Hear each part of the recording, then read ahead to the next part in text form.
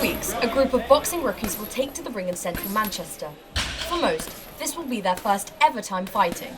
This is through an organisation called White Collar Fighter. Based at 8 locations across the country, they provide rookies with 8 weeks of training and pin them up against an equal opponent for a glamorous, suit and tie standard fight night, the proceeds of which mostly go to charities of the participants' choice. I spoke to some of the organisers and participants in Manchester to find out more. Okay, so I'm one of the managers of the company. I've been here since the beginning, which is 7 years. With the contenders, they'll train for 8 weeks, but they'll all have a specific reason for doing the programme. And it isn't always charity. There's several reasons. One of them is getting fit, one of them is losing weight, one of them is a challenge. And a really popular one now is mental health benefits. What's your name? It's Dylan.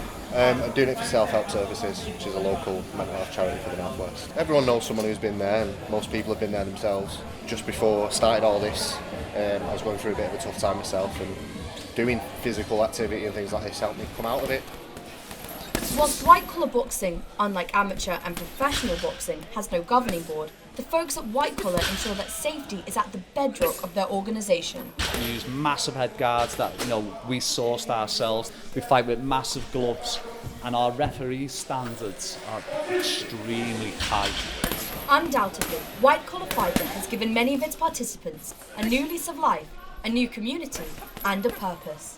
So we have 7 people proposing a ring. The last one was about 3 or 4 months ago. We've had, I think, 6 tattoos. Yeah. I had a kid who trained with me, never opened his mouth for the whole 2 months. On fight night, we get out of the ring and he lost the fight on points. And he comes running over to me and he gives me a big hug. And he says, "Steve, I've never felt so alive." And I was like, boom. I was like, that's it.